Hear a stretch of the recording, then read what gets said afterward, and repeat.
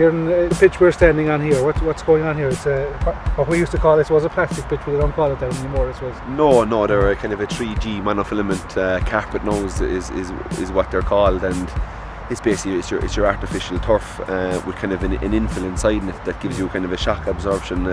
Crumb rubber is usually used as the top layer. crumb rubber. That basically takes the impact.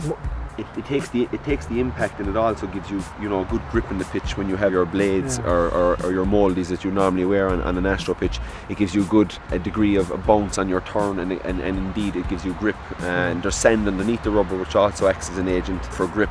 Is this thing that's taken off from the GA like? Now the GA, how far it's gone, how hard we're training at earlier times in the year.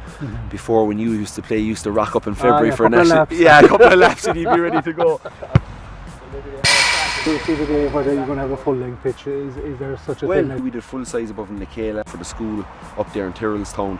But there's games beyond that. There's games on the 3G pitch in UL above in Abbottstown.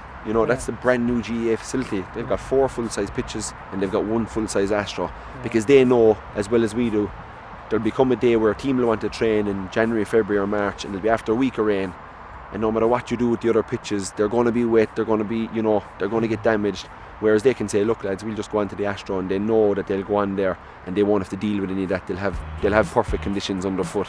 I personally love the certainty of knowing that when I land and twist to go, that I'm going the way I want to go. Into the chest, he's giving them by. When we have to pass these pitches for the GAA standards, they do a ball bounce. If it's bouncing the right height off the ground, a ball roll, and they do it with an O'Neill's and also with a slitter. How are they for taking frees? Have you ever tried them? Well, we leave about a 20mm pile at top. It's nearly what the level would be in Croke Park of the length of the grass on match day.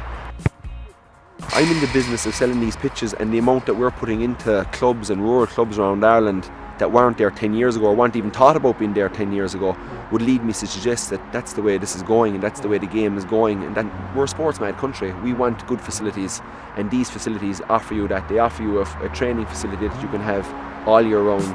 No matter how much you play in it, it's going to give you the same capabilities, the same standard of play, whether you have 5 games in a row or you can literally have games on all day and all night and use the same surface.